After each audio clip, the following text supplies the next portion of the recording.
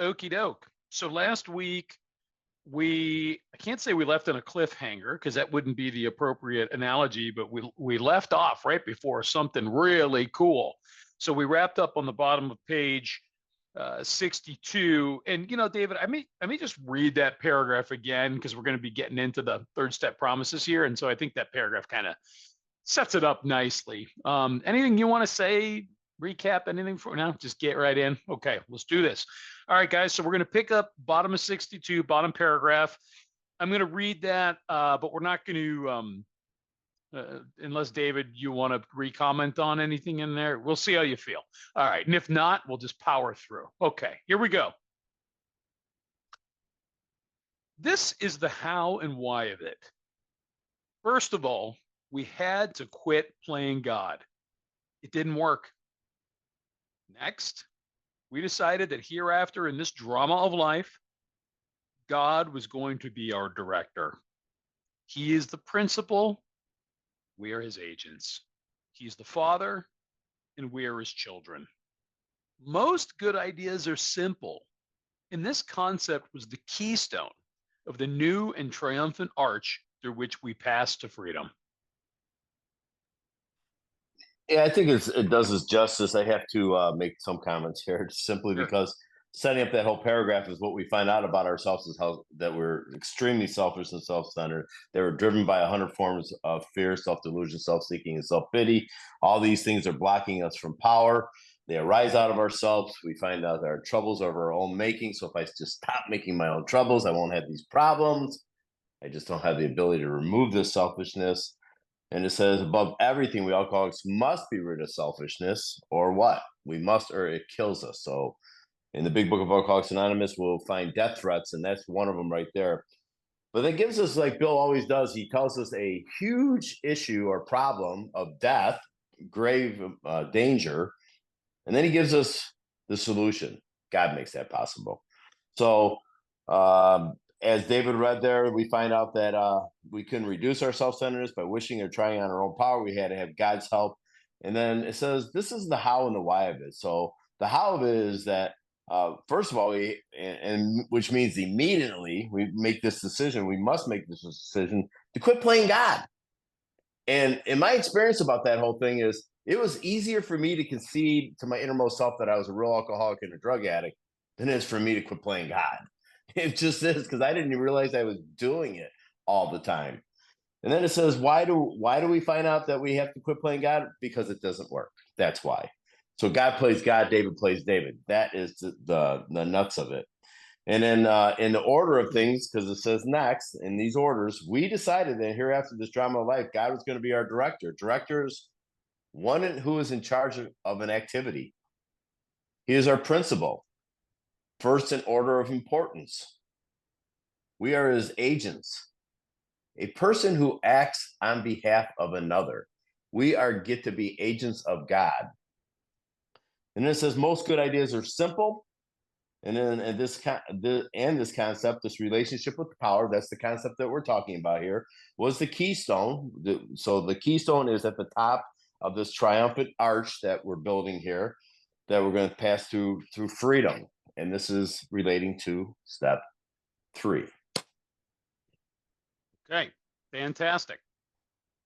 So now we're going to get into the top of page 63 with some wonderful promises. So if you are new to studying the book, but maybe you've been banging around for a little bit, you've probably been in meetings where the promises, quote unquote, are read. Right? What are typically referred to as the promises are actually the 9th step promises that are later in the book, page 83, right? Something like that. Mm-hmm. But the entire book, at least the first 164 pages, are riddled with all sorts of wonderful promises. Sometimes they're one-off, and sometimes there's a whole series of them. So here, there are actually 12 promises. I have them incorrectly numbered in this copy of the book, but I think I got it. So here's what we'll do. I will read them and I will enumerate the promises if you want to jot them as we go along, and then maybe David will go back and sort of tackle a promise at a time, something like that. Okay. If that works for you. Okay, Absolutely. so top of 63. When we sincerely took such a position, all sorts of remarkable things followed. That's a promise. So I guess number one, we had a new employer. Promise two. Being all powerful. That's promise number three. Some of these there's multiple ones in a sentence. He provided what we needed if we kept close to him and performed his work well. That's promise number four. Established on such a footing, we became less and less interested in ourselves, our little plans and designs. That's number five. More and more, we became interested in seeing what we could contribute to life. That's number six. All right, and here we get a whole run of them. As we felt new power flow in, that's promise seven. As we enjoyed peace of mind, that's promise eight. As we discovered we could face life successfully, number nine. As we became conscious of his presence, number 10. We began to lose our fear of today, tomorrow, or the hereafter, that's promise 11. And number 12, we were reborn. Ash, do you have any words in this paragraph? No? Okay. David, I don't want to stifle you if you're going to get rolling here by suggesting we do one at a time. So I'm happy to just let you start like normal and we just go as we go. Well, I was going to personalize it too. So go ahead, bro. Like a lot of times, like David and I had found out that when we read the Big Book of Alcoholics Anonymous, I think they're talking about Esteban and Carol. They're not really talking about me because I don't have these issues, right? That's not my deal.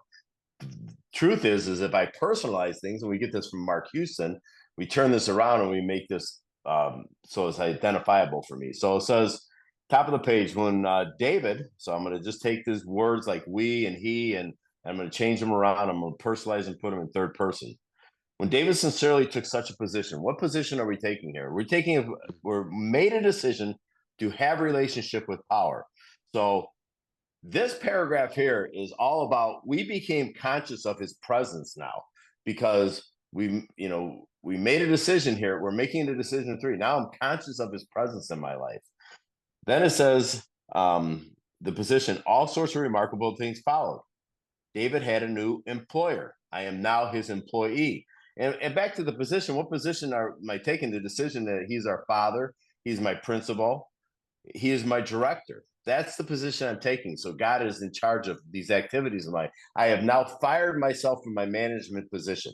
I'm no longer sitting on the board of David G's Inc. Fired, done.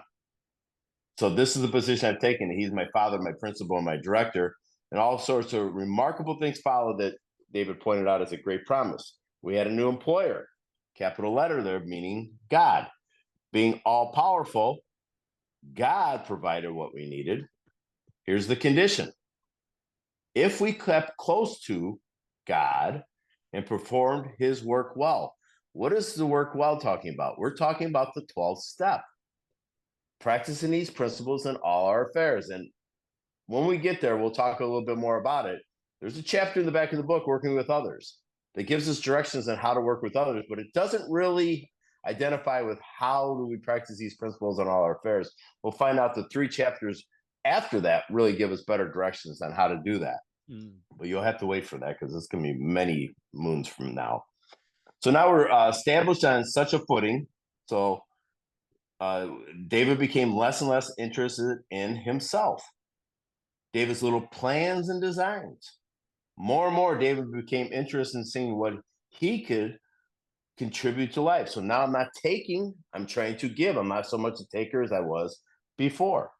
David felt new power flowing. So this is a new experience that I'm having. And as David enjoyed peace of mind, David discovered David could face life successfully. David became conscious of his presence, step 11. David began to lose his fear of today, tomorrow, and the hereafter. David was reborn. So all the things that David talks about a lot of times being one of his favorite pages on page 27, all these things internally about me are starting to change, because what we found out as we study up to this point, this is not an external illness that I have. I have an internal condition that needs an internal solution, and that's the directions of the Big Book of Alcoholics Anonymous allows me to have. Thanks. Yeah. I guess I can just underscore a few things that I like in here because I think David did a really nice job of breaking these down. The key here is for the takeaway from the last paragraph. We're making this shift here because we're coming to terms with I got to quit playing God, and I'm reminded, right? There's a lot of pages getting to this point where it's being illustrated that me playing God really wasn't working out so well for me. So it's very black and white here, and there's it says this is the how and the why of it, and there's not really a lot of why questions that are posed and then answered in the big book, which is good because I don't like why questions when it comes to recovery. Why questions, I'll go search them out and they'll get me away from the important points, which is this, which is the is. I am an alcoholic. I am an addict. Why am I this way? Not as important as understanding that I am and what I need to do to get healthy again. So I love how when Bill actually addresses the why here, he just says, well, the why do I have to quit playing God? Well, because it doesn't work, right? That's it. 3 words. And then so it goes on into these promises to say, when I take this position to quit playing God and let God be in charge, as I should have always done, all sorts of remarkable things followed. And, today, I think, at least I'll speak for the U.S., we have taken all of these words that used to have much greater weight and significance and turned them into everyday words like amazing and awesome and fantastic and remarkable. When Bill was using a word like remarkable, he was using it so that it had some weight and some gravitas to it, right? He's not saying when I take this position to quit playing God, some stuff's going to happen that's going to be good for me. He was saying remarkable, life changing, right? Life saving. These things are going to matter. And yeah, we have this new employer, but it's not just any old new employer. It's one that is all powerful. It's going to give me what I need, not necessarily what I want. What do I need? And David talked about these conditions. If I keep close to God and performed his work well, for whatever reason, this has just been coming up a lot when I've had opportunities to share back. It is me staying close to God. It is my relationship with God that gets me and keeps me spiritually fit. God doesn't just do this because he feels like saving my butt. I have to grow and constantly renew my relationship with God. That is how I exercise and maintain that fitness of the spirit. Established on such a footing, this is probably my favorite promise of these 12 because I love how condescending and patronizing Bill is in this. It's so perfect for me. Established on such a footing, we became less and less interested in ourselves, our little plans and designs. Do you guys know how many little plans and designs I had that I was constantly cooking up that, by the way, I never acted on? That was just the garbage that was floating around in my head. Right? But more and more, we became interested in seeing what we could contribute to life. Man, all I knew, my entire experience was to take. I'm going to get mine. I'm going to get mine. Right? And I do get mine when I come into recovery. But then I must instantly give away all that I got. Right? I got to turn this around. I got to serve my new director. And I got to serve my fellow man. I got to figure out what I can bring to the party, not take from it. And then this great little summary of what my experience of having a higher power, this growing faith is going to have. It's going to include new power flowing in, peace of mind, facing life successfully, and an increasing consciousness of his presence. And David mentioned later in like 11, we talk about this relationship with God gets to the extent that it becomes a working part of my mind. Right? So I become intuitive about how to go through my day, to go through my life, to go through my existence. And then ultimately I'm reborn. And of course I'm reborn. David brought this up too. I'll just echo this and we'll move on. I love page 27 because it illustrates exactly what it's going to look like when I'm reborn. That my thoughts, my feelings, and my beliefs, my attitudes are all going to get cast out. And thank God, literally thank God that they do get cast out and cast aside, because those are the things that were killing me. And they get replaced by new ones. And when I'm thinking differently, feeling differently, and believing and reacting differently, I am reborn because I'm an entirely different person. Entirely different, which is, in fact, remarkable. So before you read the third step prayer, if you Yeah, don't mind, this is a please. little something that I go through with my proteges before we do the third step prayer. Mm-hmm. And these are just a couple sentences from the last few pages, just to kind of get me in line with this decision here that I'm making in step 3 here is.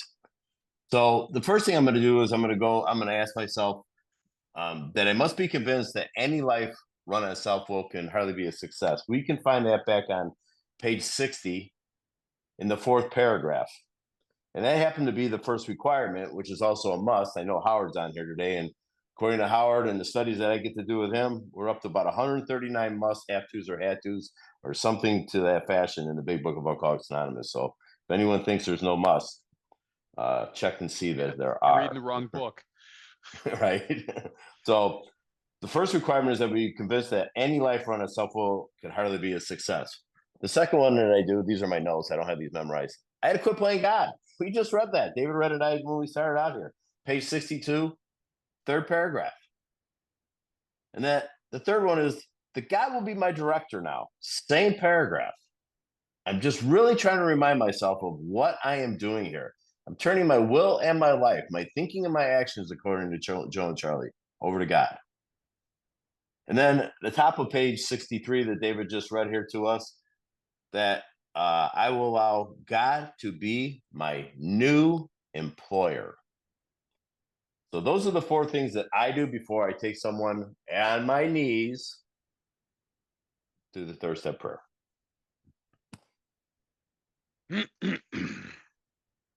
Continuing on 63, 2nd paragraph. We were now at step 3. Many of us said to our Maker, as we understood him, italicized, God, I offer myself to thee to build with me and to do with me as thou wilt. Relieve me of the bondage of self that I may better do thy will. Take away my difficulties, that victory over them may bear witness to those I would help of thy power, thy love, and thy way of life. May I do thy will always! Exclamation mark. We thought well before taking this step, making sure we were ready, that we could at last abandon ourselves utterly to him. Ashton, anything? So this is a prayer. There's many prayers in the big book of Alcoholics Anonymous, and I've heard this said by many guys that I respect very much. Go ahead and rewrite your third step prayer any way you want to write it. Doesn't really matter, because this for me is the selfless prayer. This is a prayer that I memorized right away in sobriety. I got sober around the holidays, a few 24 hours ago, right around Thanksgiving. And I remember thinking to myself, I'm like 2 or 3 weeks sober. I had a meeting planned. I was out of town at my in-laws' house. Had a giant table of in-laws and glasses of wine everywhere and 1 glass of water. Anyone want to guess what my plate was? Talk about feeling like the round peg in a square, or a square peg in a round hole. But thankfully, I had that prayer. Thankfully, I had that phone. Thankfully, I had started to have a concept of a power in my life, and I had a meeting set up. So I had a toolkit that I had picked up and did something with. And I had a really good Thanksgiving. I believe everyone else did around me too. And I've had a bunch of them since then. But I say this prayer because it's selfless. I need to be removed from the equation because I have an ability to play God in other people's lives. I just do. It just shows up. I want to do God's will, not David's will. And this prayer allows me to do that. It says like, God, I offer myself to you, God, to do with me as you will. So do it with me as you will, God, whatever that is. I am open to whatever that is. Sometimes it's to be quiet, sometimes it's to be helpful, certainly always to be useful. And then relieve me of the slavery of bondage of self. I didn't even know I was in bondage of self until I read what we came up with here in the last couple pages. I had no idea I was in the bondage of self. Well, we found out that I was being driven by 100 forms of fear, self delusion, self seeking, self pity. And when I step on the toes of my fellows, they retaliate and sometimes they hurt us, seemingly without provocation. But invariably, if sometime in the past we have made decisions based on self, which later places us in a position to be hurt, this prayer re-emphasizes for me how selfish and self-centered that I really am. That I need to have God remove this selfishness because I don't have the ability to do that. And then it says, take away my difficulties. All these shortcomings are different that he needs to be taken from me at this time. Why? That I may have victory over them, that bear witness to those that would help with thy power, his love, and his way of life. I say this prayer before I come on Zoom. I say this prayer before I go on a Zoom. Like when I go to Howard's, I say it because I want to have an open mind. We do the set aside prayer. That's an open mind prayer. It's a wonderful thing. Comes mainly on the second step. But this too is also reminding myself that I want to keep learning what God's will is for me all the time. I want to have that selflessness. And when he removes my difficulties, when I'm going to a treatment center with David, I want to be able to explain to them, the bedevilments are not alive and well in my life anymore. The bedevilments that also show up in my trouble of my own making. The main cause of my bedevilments are the selfishness and self-centeredness here. And then it says, in all capital letters, I would help with thy power, thy love, and thy way of life. All God, God, God. May I do thy God always. And David and I always, the exclamation points there for a reason, because this is not on an occasion. This is always. This is what I want to experience always. We thought well before taking this step, making sure we were ready, that we could last abandon ourselves utterly to him. So utterly just means completely to him. So the question now at the end of the prayer is yes or no. As they say the prayer, am I willing to turn my will and my life over to the care of God? That's the question. I need to know that. The answer here is. And I think I'll just leave it at that. I might come back a little bit. Sure. Yeah, I'll just, I'll share a little bit about this. So, David talked about there's three parts to this, and there's a little condition or explanation to each part, right? So the first chunk, God, I offer myself to thee. Why? Well, to build with me and to do with me as thou wilt. Right. So I'm not just offering myself to God in sort of grand gesture of humility on my part. And then in the middle portion, it's relieve me of the bondage of self. Why? That I may better do thy will. Oh, okay. So there's some purpose for why I'm going to be relieved of something. It is to serve a greater good. And then take away my difficulties in the third part. Why? So that victory over them may bear witness to those that would help with thy power, thy love, and thy way of life. May I do thy will always. The intent here, again, culminating the last many pages, is I am drowning in self. So I need to get into this selfless existence, which I'm initiating with this selfless prayer. This is not easy for me. This is not common to me. Here's the prayer that I want to make. God, relieve me of the bondage of self, take away my difficulties. That's the prayer I want to make. Why? Because it's just all about so I can get mine. I am fantastic at uttering prayers like that. Right? That's very natural to me. But that prayer is not going to help me. Those are along the lines of a foxhole prayer. God, please get me out of this situation. Please, God, get me out of the handcuffs. God, please help me find some money that I just spent on a bag of dope. Right? Those are all self-based. This is to put aside all my little plans and designs, the entire future that I've written, not only for myself, but all of you people too. All of that goes aside. No, God, I am offering myself to you. Offering myself. I mean, Ashton, I know it seems like almost such a remedial word, but maybe look up offer, right? And the way it's being used here, kind of like an offering, right? I'm offering myself to God. I'm not just putting myself in his service. I am offering myself to God to build with me and do with me as thou wilt. That means I don't get a say in how God is going to build me and how he's going to put me into action. God's not terribly interested, in my opinion, because as David went to great pains to illustrate, I already ran my business into the ground. Right. In Bill's story, we talk about, on was that Black Tuesday when the Great Depression got kicked off and the tickers was minus 32 and everybody lost. Like mine went to zero. Mine went less than zero, which isn't even possible for the value of the stock. Right. That's how badly I screwed up the company that I was running, David G. Inc. And then relieve me of the bondage of self. Relieve me from David, not the other David. I'm talking about me here, right? Please relieve me of how badly I have screwed up my life so that I can do what? Be of maximum service to you, God, and all the people about me.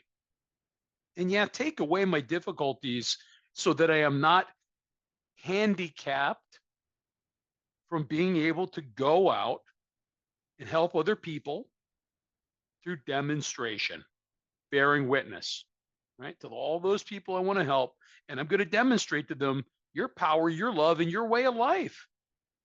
And am I going to do this just as I'm formally taking the steps so that I get mine, so that I get clean and sober? No. I'm going to do this always. This is another time reference, another temporal reference. When does always begin and end? Pretty sure it's continuous. Yeah, one thing that gets debunked by me reading this, and now that I made a decision to have a relationship with this power, reading up to this part of the book, because a lot of times when I first came in, they said, well, if you don't believe in God, maybe you just believe in a group of drunks, God. Well, a group of drunks, I offer myself to them and to have them build with me and relieve me of the bondage of self? I don't think that group can do that. Because if I could do that, I would have done that in my own power. I'm pretty sure the group can't do that either. Because then can the group of drunks take away my difficulties and then show me the victory that I'll be able to bear witness of those that will help with their power and their love and their way of life? They can be great demonstrations in my life, but I have to have a relationship with a God of my own understanding. David read there in the very beginning, says, many of us said to our Maker, as we understood him. I like to say, as I don't understand him, but I just know that he is. That's it. He is. That's the only way I look at it. He is. And my experiences when I've done this, when I've earnestly got on my knees and humbled myself before my creator and did this third step prayer, and I humble myself, I've said this many times here for the simple reasons, because my God is not an egomaniac. But I humble myself to remind me that he is all powerful. He's infinite power and I am finite, that I need him to come into my life. And I invite him in all day long. I say this third step prayer every single day. I have never missed a third step prayer in all the 24 hours I've been sober. And I say a couple other prayers out of the book too, every single day. Not because I think I'm going to jinx this thing or something, just because I have had an experience of a demonstration in my life of successful life, because what David read in those promises above that today, I live those things. And David said throughout the whole book, there's promises. Where I see them, I've seen them come alive in my life. I have a new freedom. I've had new happinesses. All day long, I have new experiences with these things. My father-in-law lives with us because he's getting up in age and he needs a little help. New happiness is new freedom. As I sit down with my father-in-law who wants to share about the old days and sometimes can't remember, I bring God in because I might have an agenda of things that I got to do. But out of respect to my wife and to my father-in-law, I sit and listen to what he has to say. And as I stated a couple of weeks ago prior to that, when my grandson was little and he lost his mother and we lost my daughter, God tapped me on the shoulder that day. The next day after the passing of my daughter, because my grandson would come home from school and it would be the most difficult when he was 9 years old trying to explain to me what happened at school. Like Susie touched Bobby and then like Sally touched and I was like, oh my God. Do you understand? I got all these stuff to do right now. And God tapped me on the shoulder. He really did, because I invited him in that morning. And he said to me, I don't know what his voice sounded like, but I heard it loud and clear, that when your grandson comes home, you give him your undivided divided attention. Be selfless. And I have done that every single time. And my grandson lives with us since he was 5. He's 19. He's going to college next year. I do that every single time because of the power of God in my life. And I do it because I love to do it. I love that God has made me an agent of his power, that I get to be in his life a demonstration on how to treat my wife. These things, this selflessness is what is the solution, as Bill gives us many solutions in the big book, to my problem, my real problem, that I'm selfish and self-centered.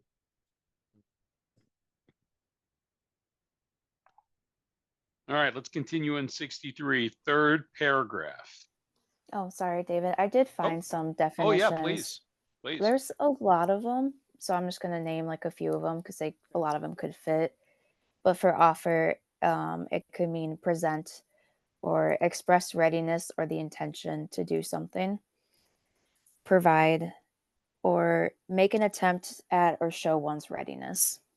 Okay. Thank you. Thank you, Ashton. We found it very desirable to take this spiritual step with an understanding person, such as our wife, best friend, or spiritual advisor. But it is better to meet God alone than with one who might misunderstand. The wording was, of course, quite optional, so long as we express the idea, voicing it without reservation.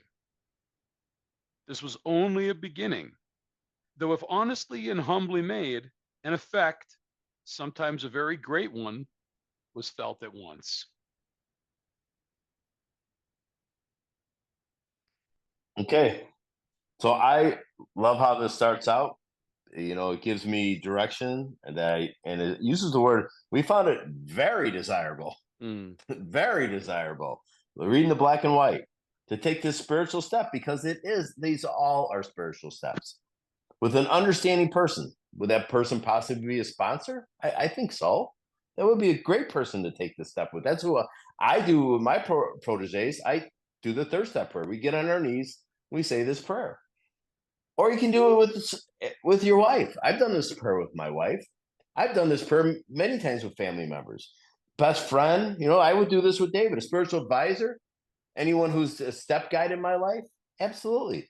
But it's better to meet God alone than one who might misunderstand. I don't know if that's old language because early on there weren't so many members. I'm not necessarily real clear on that. But there's plenty of people in Alcoholics Anonymous who understand the text and what the third step prayer and the meaning is for it. So I don't have any excuses. I should find someone that's armed with the facts about themselves in this text here. The wording was, of course, quite optional. So the third step prayer could be written in whatever I need it to be written as. I don't like to change the book for myself, so I stay true to the text. But quite optional, so as long as we express the idea of being selfless and voicing it without reservation, with no hesitation at all. This is only a beginning. Though if honestly and humbly made an effect, the effect is changed, sometimes a very great one was felt at once. So let's look at some of the language here. We found it very desirable to take this spiritual step. So Bill's taking pains here. Remember, where we are in the book is we just came out of that whole chapter, We Agnostics, just a few pages ago, where we're really introducing to the new person, all these thoughts and concepts around spirituality and belief and getting into faith, and that, we really got a spiritual illness. It's our primary problem, and therefore we're going to need to seek a spiritual solution. So I feel like Bill is just educating us a little bit here, pointing out this is a spiritual step. But here's a little pop quiz. Beyond this step where Bill is saying, this is a spiritual step, what are the other spiritual parts of the program?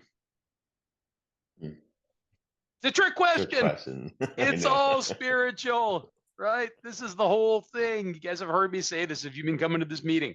The entire point of 12-step recovery, the entire point is to take the steps to have a spiritual awakening. That's the whole point in step 12. And then do what? carry that message to other struggling people, alcoholics and addicts, right? Whatever the affliction may be. And we've got these traditions. We've got our program recovery. That is our message. And 12 steps in that. And then we've got our traditions, 12 traditions. That's how we protect the message, right? And then we've got our 12 concepts. We've got 36 spiritual principles, and the concepts are in place to make sure that we perpetuate the message. All spirituality. So we're going to do this with an understanding person, such as our wife, best friend, spiritual advisor. And David, I think, gave this his interpretation with a little bit more latitude than I would. I would say, if you're working with me, you're taking this step in this prayer with me, period. I'm not super interested when newcomers have ideas about how they want to work the steps the first time through, right? I'm just not super interested because they don't have the experience. They don't have the discernment, the judgment about how to work this thing, right? I mean, I don't know. Am I being a hard ass? Maybe, but you're coming to me for help because you got to quit playing God and you're trying to figure out how to do that. So maybe, take some suggestions from someone who's been doing this, right? And is healthy. Right? So we're going to take this step together. We're going to say this prayer together. And the wording was, of course, quite optional. And David talked about this. And I've actually, when I get fundamental in my belief system, like, wait a minute, this is a prayer. It's perfectly written. I love this prayer. You should say it just as is. That's my knee-jerk reaction. But I have heard some people write some incredibly beautiful versions of the third step prayer on their own. I heard when I was listening to the great speaker Herb K one time, and a woman in the Q&A part at the end of one of the sessions read hers, and I was absolutely blown away with how beautiful it was. And since then, I'm a big fan of this. The wording not important as long as the motive and the means are on point. Okay? And also, so I got to express the idea, and I have to voice it without reservation. Okay? There's no fake it till I make it, making a decision here. Okay? I don't think that's the right message to myself or to somebody new. I need to be doing this without reservation. Am I actively turning my will and my life over to God right now? No. I'm going to do that by following through and continuing to take the steps. But I need to make the decision without reservation. Why do I have to make this decision without reservation? Because this is the decision that cements the hope and the belief that started in step 2. If I'm not willing to make this decision, I didn't really understand 2, and I didn't agree with step 1. Because if I really understood step 1, that I'm powerless and no human power is going to get me better, then I better start to get some hope and some belief, some willingness to believe in 2, that a power can save my tail. And so then in 3, I better start to get aggressively moving towards that power. And if I'm not willing to do that, I can't tell you how many times I've sat in meetings or at treatment centers or work sponsoring, like, I just don't know about the God thing. I just don't know about step 3. I'm like, man, this is not a step 3 problem. This is a step 1 problem. Because if I have no solution coming out of 1, man, I better get my tail in gear in 2 and 3. Otherwise, I'm screwed. And I got nowhere to go. Because if I can't be reliant on me or another human, and I'm unwilling to be reliant on a higher power, I don't know. I don't think there's door number 3 here. So before you read this next paragraph, I just want to Yeah. say my experience with this is once I do this third step prayer with my guys, my gals, my theys, whoever I'm getting on my knees and doing this, I tell them, your life is never going to look the same ever again because you're not managing your life anymore. The alcohol and drug problem could be swiftly removed. The unmanageability can go start to get better. But here's the thing I need to tell you. That's the good news. The bad news is you're blocked from that power. You're blocked. That's where the 4 through 9 comes in here. All I'm doing here is making a decision to have a relationship with this power here. Made a decision. That's all I'm doing. Haven't done any work this far. Blocked. I must move on. And David says this all the time when he talks. The fourth step is a celebration. I'm just preparing you for what our experience with this thing is, because I am going to start to get unblocked from self. I'm going to find out the truths about me, and where there is truth, there is God. And when I find out that, and in each step, the third step asks me a question that I made a decision to have this relationship with power. How do I get this power? I need to get unblocked. The step 4 answers it. The step 4 answers the question. I need to get rid of it in 5, talking to God and another human being. Each step is entwined with the next one. The first step asks the question. The next step answers the question. That's at least my experience with the book. Ashton, can you get us the appropriate definition for reservation?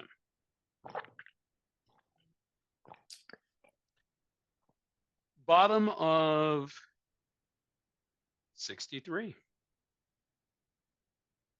Next, we launched out on a course of vigorous action. The first step of which is a personal house cleaning, which many of us had never attempted. Though our decision was a vital and crucial step, it could have little permanent effect unless at once followed by a strenuous effort to face and be rid of the things in ourselves which had been blocking us. Our liquor was but a symptom. So we had to get down to causes and conditions. Go ahead, Ash. Okay, so I have a few here. So vigorous, meaning carried out forcefully and energetically.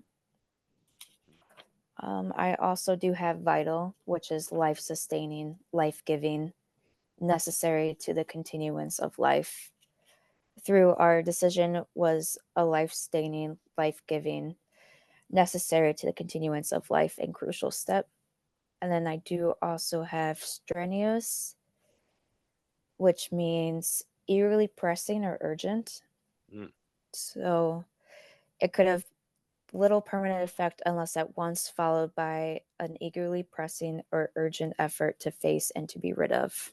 And then I'm still working on reservation, finding one that fits.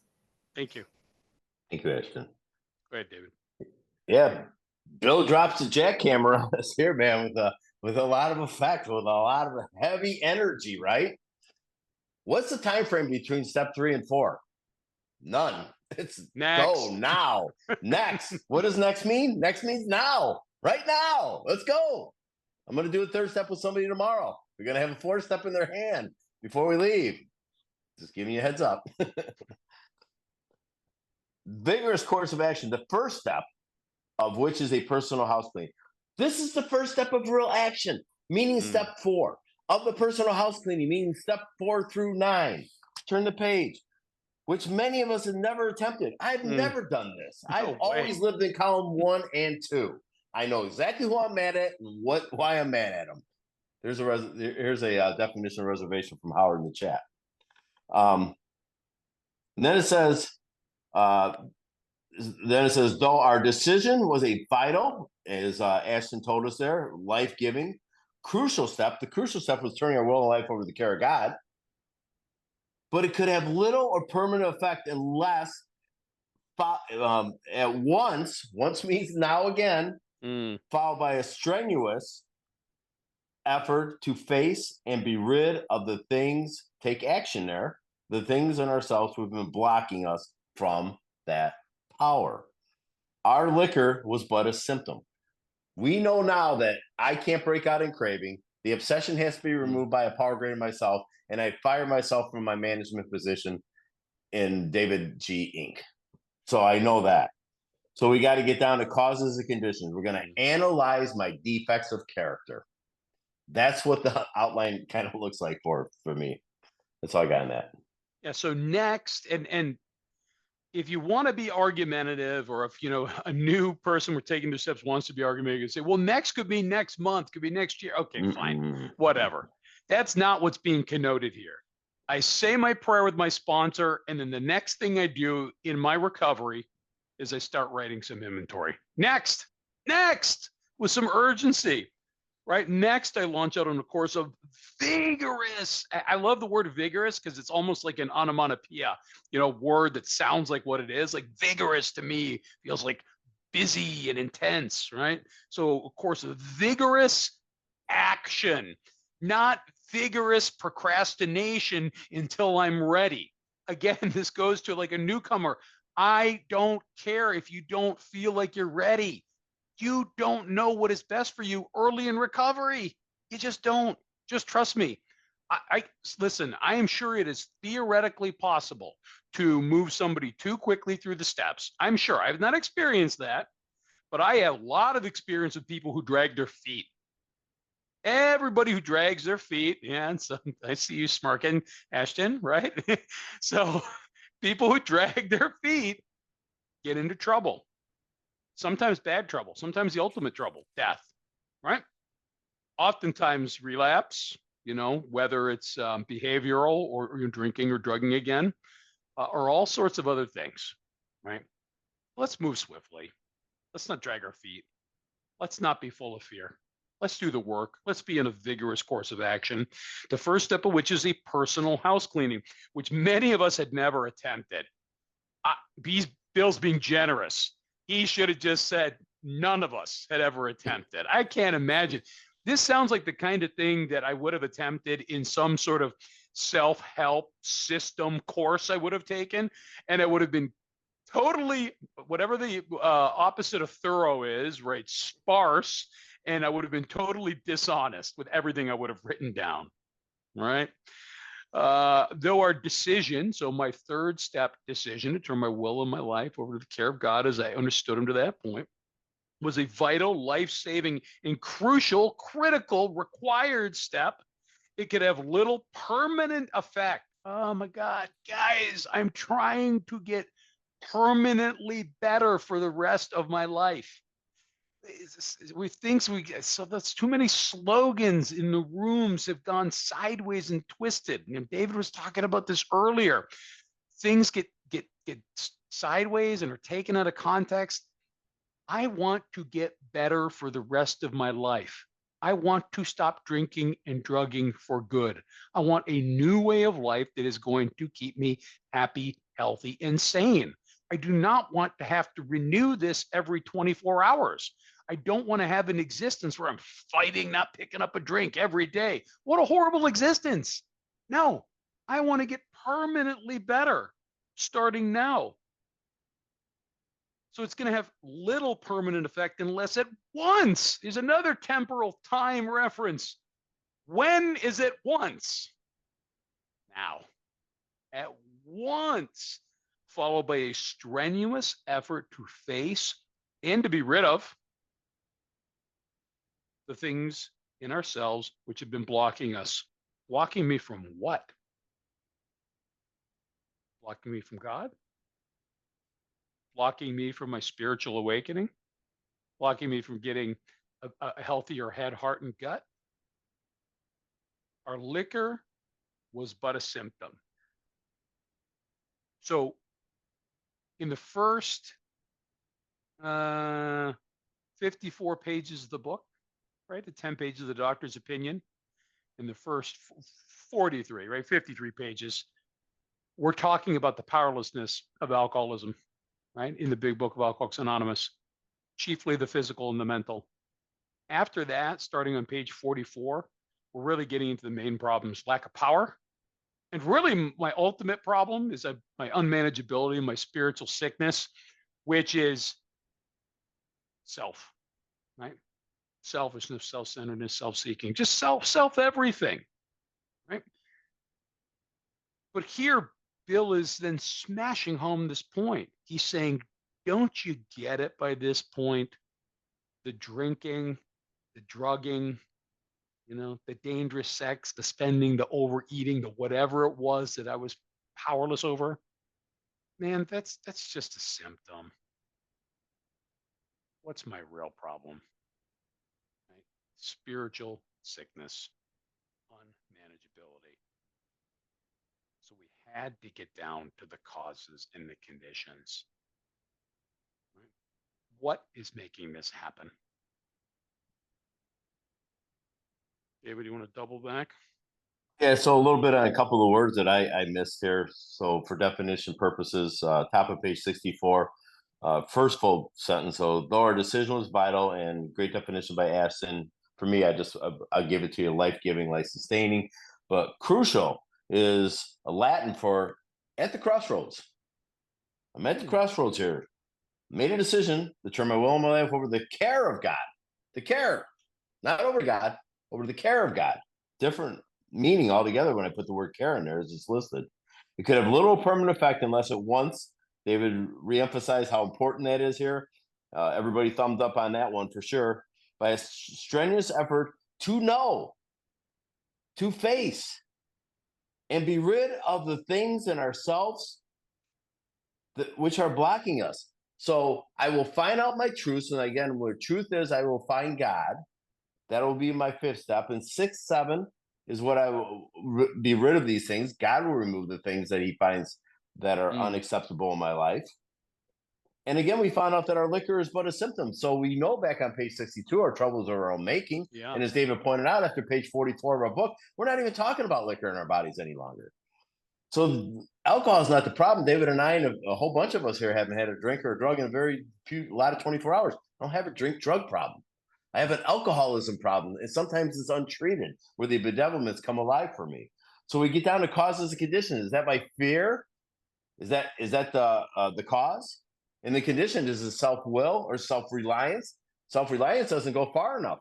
I have to have God reliance. And I'll find out as we read this text, the more I see stuff like self-reliance in the book, that how important and vital it is to have God reliance. That's all I have. So let me double back here too.